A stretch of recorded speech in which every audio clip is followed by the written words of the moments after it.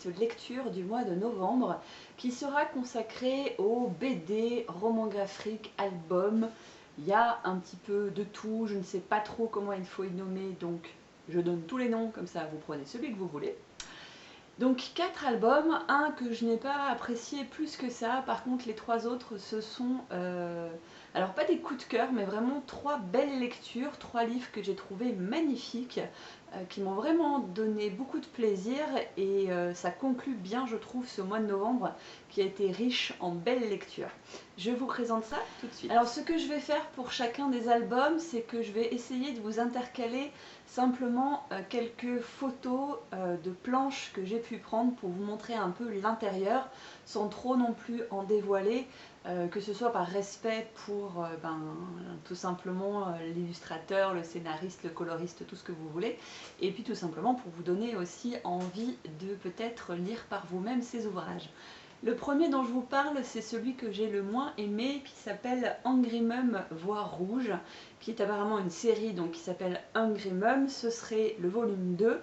Moi, je l'avais pris parce qu'à l'intérieur, en fait, les dessins sont par thématique de couleurs. Donc, j'avais trouvé ça assez joli. Par exemple, là, c'est vert, et puis là, c'est bleu. Je vous montre tout ça tout de suite en photo. Ce qui fait que je n'ai pas spécialement apprécié ma lecture, c'est que j'ai trouvé certaines histoires un peu compliquées à lire au niveau du sens de la lecture. Et puis peut-être que tout simplement parce que je ne suis pas maman, je ne me retrouve pas dans certains scénarios. Même si des fois j'ai pu dire des choses qui étaient assez drôles, j'ai trouvé que voilà, ça manquait un petit peu de mordant à mon goût. Donc sans plus. Je vous présente maintenant un livre qui était en fait dans ma wishlist et que j'ai eu l'occasion de pouvoir emprunter, qui est Anne Sullivan et Helen Keller. Je vous laisse découvrir l'intérieur et je vous dis après pourquoi j'ai adoré.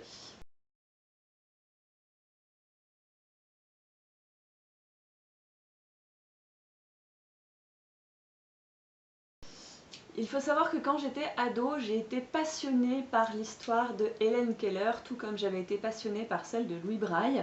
Donc quand j'ai entendu parler de cette BD, je me suis un petit peu précipitée dessus pour réussir à la voir, à la trouver, à la lire. Et je l'ai trouvée géniale parce que c'est l'histoire en fait, donc Helen Keller, c'est une jeune fille, une enfant qui s'est retrouvée sourde, muette et aveugle suite à une maladie. Donc elle a pendant les premiers mois de sa vie pu découvrir les choses, entendre, voir et d'un seul coup le noir total. Je me rappelle que ça m'avait énormément marqué. Et elle va avoir la chance d'avoir pour perceptrice Anne Sullivan, qui a elle-même un lourd passif. Qui a retrouvé un peu la vue après une opération, me semble-t-il, mais donc qui connaît bien une bonne partie de son parcours.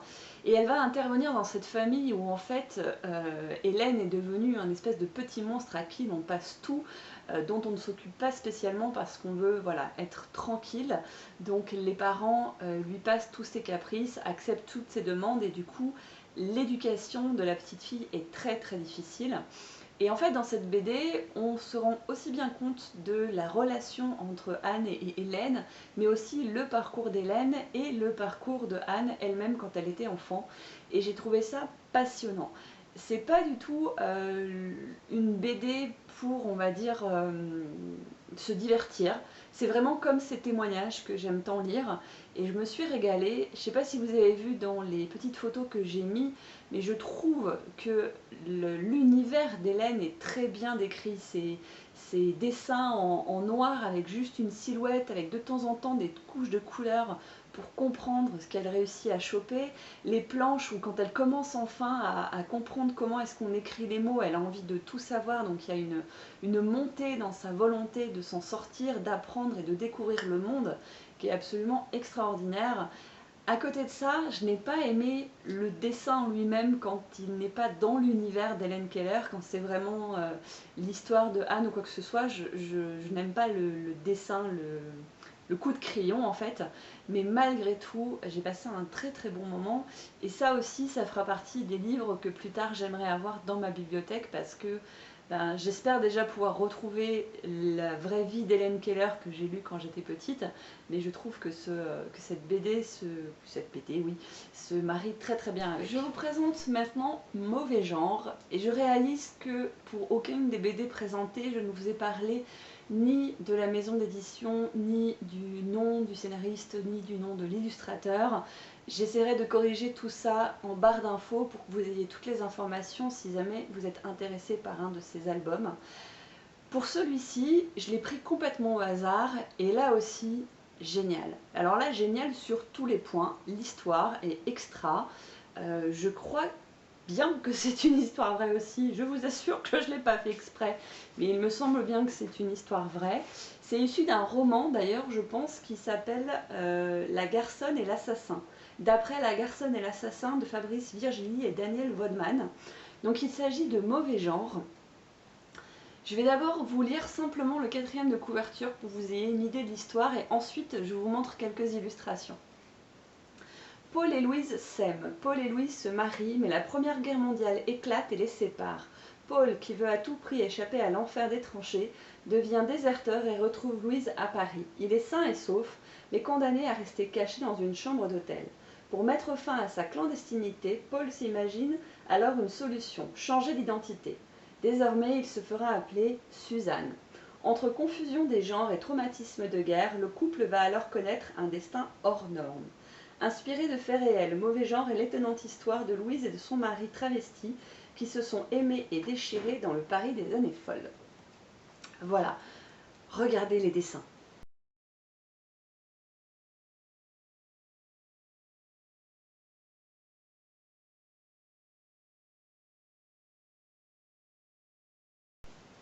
Moi, j'ai trouvé ça magnifique. Le côté aquarelle est super beau et le jeu autour des couleurs, je ne sais pas si vous avez remarqué en fait, mais il y a une touche de rouge qui en fait change de personnage et change même d'environnement, et c'est comme ça tout au long de la BD. Vous avez quelque chose de très clair, des tons très lumineux, d'un seul coup ça s'assombrit, le rouge change de décor, change de côté, puis ça s'éclaircit à nouveau et ça se réassombrit, et c'est comme ça tout au long de la BD, et je trouve que d'un point de vue visuel, ça rend très très bien.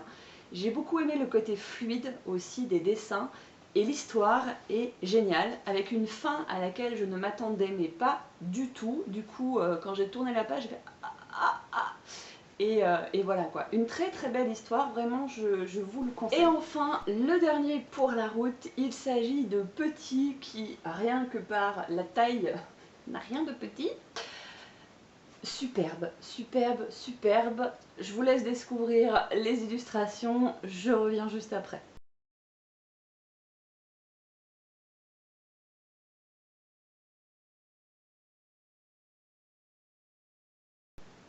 Donc Petit, a priori c'est le tome 1 d'une série qui s'appellerait Les Ogres Dieux, sauf que je n'ai pas trouvé pour l'instant de tome 2, celui-ci date de 2014. Alors si vous en savez un petit peu plus que moi, je suis vraiment preneuse de l'information. C'est beau, c'est super beau. L'histoire, nous sommes dans un royaume d'ogres, donc de personnages tous plus grands les uns que les autres. Et je ne sais pas si vous avez remarqué en fait, mais dans le livre alterne une partie BD et une partie un peu arbre généalogique, et du coup avec des textes. C'est ce que j'ai essayé de vous montrer au travers des photos que j'ai prises. Et ça rend le livre super vivant, parce que du coup vous êtes dans l'histoire, et au début de chapitre, hop, quand il y a un truc que vous ne comprenez pas sur un des personnages, comme par magie, vous avez une explication du pourquoi, du comment, un peu version Moyen-Âge, version gothique, avec des dessins en noir et blanc, mais qui sont d'une netteté, d'une beauté. Je me suis régalée. Franchement, j'y connais pas grand-chose en BD, en BD, je n'arrête pas de vous le dire. Je ne suis pas du tout à l'aise pour en parler parce que je ne connais pas les bons termes. Un jour, je les apprendrai. Ce sera peut-être un objectif en 2016.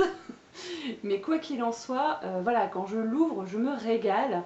Et en fait, je pense que même si ça s'arrêtait là, s'il n'y avait pas de tome 2, quoique j'ai très envie de savoir ce qui se passe potentiellement après. Ça peut se lire comme un one shot, il y a quand même une fin en fait, vous restez pas comme ça, il se passe quoi? Il y a quand même une fin. Et je me suis régalée. En fait, ce que j'ai trouvé vraiment bien fait, c'est le décalage entre les différentes tailles. Parce que du coup, vous avez déjà des ogres, donc une grande taille, des grands bâtiments par rapport aux humains, mais vous avez aussi des ogres qui sont des ogres dieux, qui sont encore plus gros, plus grands que les ogres, donc encore une taille au-dessus. Et je trouve que ce travail de changement de décor et de changement de perspective est super bien fait. Et voilà, j'ai beaucoup aimé. Cette fois-ci c'est bon, je m'arrête là. Il y a encore un ou deux livres que j'ai terminés sur la toute fin novembre, mais ça va faire beaucoup trop. Je suis pas sûre d'avoir forcément envie d'en parler. Donc soit je les évoquerai en décembre, soit tant pis, c'est pas grave. Je vous parle pas forcément de tout ce que je lis. Parce que des fois c'est pas intéressant, des fois j'ai pas envie, des fois ça fait trop, enfin bref, hein, on fait comme on veut, comme on peut. En tout cas, novembre, je crois que depuis le début de l'année, c'est le mois où j'ai lu le plus de trucs sympas. Je me suis régalée. J'avoue accuser une petite baisse de forme. Je suis pas sûre que décembre soit très riche parce que j'ai un petit peu envie de faire autre chose en ce moment. Notamment parce que j'aime bien au mois de décembre faire tout simplement le bilan de ma vie, de mon année, afin de prendre de nouveaux objectifs, de faire de nouveaux projets pour l'année prochaine. Donc ceci se fera sans doute au détriment de la lecture, mais je viendrai probablement vous en parler malgré tout. Et puis comme j'ai quelques vidéos que je vous avais tournées là sur cette dernière semaine parce que j'avais plein de trucs à vous raconter, c'est pas sûr que vous voyez la différence. Voilà, si vous avez eu, c'est vrai que je ne vous ai pas proposé dans ma dernière vidéo, mais si vous avez eu des coups de cœur, que vous avez envie de partager, si vous avez des idées de lecture ou des BD à me conseiller, que je pourrais aimer vu ce que vous pouvez voir, que je lis et que j'apprécie, n'hésitez pas à me le dire en commentaire parce que moi ce que j'aime le plus avec toutes ces vidéos, c'est de pouvoir échanger avec vous sur nos lectures, sur nos avis, sur nos sentiments, tout ça. Moi c'est ça qui m'intéresse vraiment. Voilà, je vous dis à très bientôt. Ciao!